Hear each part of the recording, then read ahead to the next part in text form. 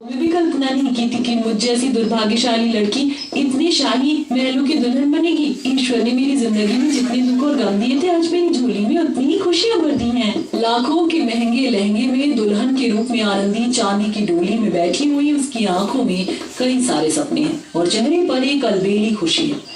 चार कहार डोली उठाए महलों की ओर बढ़ रहे हैं। ठंडी ठंडी हवा चल रही है। कुछ ही देर में कहार डोली को एक आलीशान शाही महल के पास ले आते हैं। महल बहुत ही रोशनदार था। तभी आनंदी ने घूंघट की ओर से अपने पहाड़ों और झरनों के बीच बसे उस शाही महल को एक टक देखने लगती है। कहार डोली रखते हैं और जैसी आनंदी उतरती है तो दर्जनों नौकर चाकर फूल बरसाने लगते हैं। आओ आनंदी बहू, अब ये महल तुम्हारा है और तुम इस शाही महल की रानी हो। चलो अब अपने शुभ कदमों से सोने के कलश को गिराकर गृह प्रवेश करो। जी माँ। गृह प्रवेश के बाद आनंदी की रानी सास दूध के परात में उसके पैर धुलवाती हैं।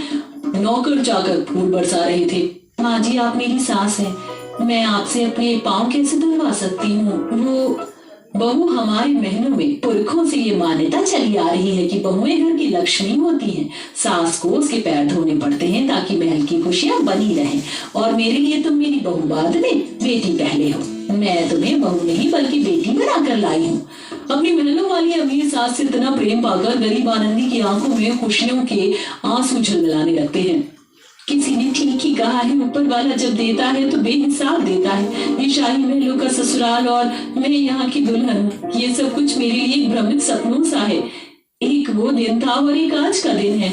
शाही महल की चकाचौंध के बीच आनंदी अपने अतीत को याद करने लगती है, जहाँ कड़कड़ाती ठंड के मौसम में गरीब ननद भाभी संघर्ष करके घास की छप्पर बना रही होती है।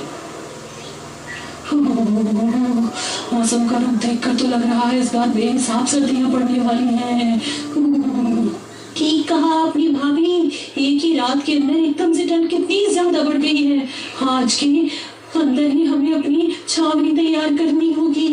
रात में बर्फ पड़ने की पूरी संभावना है। दोनों ननद भाभी बांस और घास से छप्पर बनाती है। ठंडी बर्फीली हवाएं उनकी मुश्किलें बढ़ा रही थी, पर ये संघर्ष भरा जीवन ही उन दोनों ननद भाभी की सच्चाई थी। तभी सांझ ढलते हाथ मलते हुए अखिलेश ठंड में ठिठुरते हुए मड़ाई के अंदर आता है। राम, इस बार की गजब की सर्दी ने तो मौसम के सारे रिकॉर्ड तोड़ डाले हैं। ना जाने ये ठंड का मौसम कब खत्म होगा। अरे हाथ पैर सुन्न पड़ गए।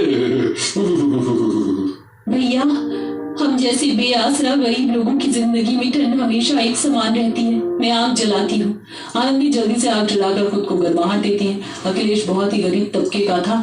उनके पास जमीन का एक हिस्सा नहीं था, इसलिए मजबूरन वह तीनों जंगल के अंदर मड़ई बनाकर रह रहे थे। अखिलेश जंगल से लकड़ियां काट कर बेचकर अपने परिवार का भरण पोषण करता है। जिस किसी दिन उसकी लकड़ी नहीं बिकती तो उन्हें जंगल के कंदमूल खाकर ही पेट भरना पड़ता था। हे भगवान, घर में अनाज का एक दाना भी मौजूद नहीं है। आज क्या बनाएंगे और कैसे अपना पेट भरेंगे? भगवान भी हमारी परीक्षा ले रहे हैं।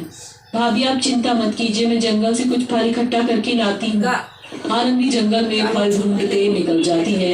प्रताप नाम का एक राज शिकार के लिए उसी जंगल में आता है। महाराज, अब हमें लौट चलना चाहिए। रानी जी ने जंगल की गहराई में जाने से मना किया था। सेनापति जी, शिकार करने का मजा तो जंगल के भीतर ही आता है। आप लोग यही रुकिए, मैं आता हूँ। प्रताप घोड़े पर सवार होकर अंदर आता है, जहाँ नदी किनारे एक हिरन तालाब से पानी पी रहा होता है। तभी प्रताप तीर चलाता है और उसका पीछा करते हुए जंगल के घने हिस्से में आ जाता है। तभी वह घोड़े से गिर जाता है और जंगल में से निकलकर एक शेर आ जाता है। तभी आनंदी वहां से गुजरती हुई ठहर जाती है। हे भगवान, ये भूखा शेर कहीं इस राजा को शिकार न बना ले, मुझे कुछ करना होगा।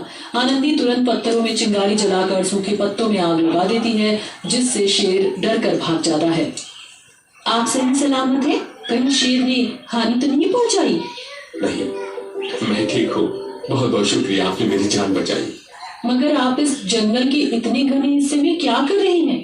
प्रताप सारी बात बताता है, जिसे सुनकर थोड़ा गुस्से के अंदाज में आनंदी कहती है, राजा साहब, किसी की जिंदगी छीन लेना बहादुरी का काम नहीं, बल्कि किसी की जिंदगी बचाना बहादुरी का काम है। आप नहीं जानते जिंदगी को जीने के लिए हम गरीबों को कितनी जद्दोजहद करनी पड़ती है।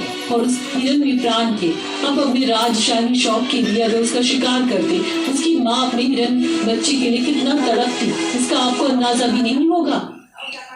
ये कहकर आनंदी चली जाती है, लेकिन उसकी सादगी राजा प्रताप के दिल में बस जाती है। उस लड़की ने ठीक ही कहा था, उसकी बातें मेरे दिल को छू गई। अपने शाही महल लौटने के बाद प्रताप आनंदी के ख्यालों में गुम सा रहता है। इधर अखिलेश और बिंदिया रात में अपनी मड़ई के अंदर रूखा सूखा खाते हुए आनंदी की शादी की चर्चा करते हैं। बिंदिया, देखते ही देखते हमारी नंदिनी कितनी सयानी हो गई है। अब तो ईश्वर से एक ही इच्छा है, भगवान इसे अच्छा घर द्वार दे ताकि हम इसके हाथ पीले करवा दें। पर हमारे ऐसे गरीब हालातों में आखिर इसका हाथ कौन थामेगा? और मुझे कभी कभी ये सोचकर बहुत चिंता होती है। ऐसा कहते हुए अखिलेश की आंखों में आंसू छलक जाते हैं। तभी बिंदिया हिम्मत देते हुए कहती है, अजी भगवान पर भरोसा रखिए, भगवान ने मेरी नंद के लिए भी कहीं ना कहीं तो जोड़ी लगाई होगी। और मेरा दिल कहता है, देखना हमारी आनंदी को महलों से सुंदर ससुराल मिलेगा। तुम्हारे मुंह में घी शक्कर, भगवान करे ऐसा ही हो। थोड़े ही दिन में प्रताप अपने माता पिता को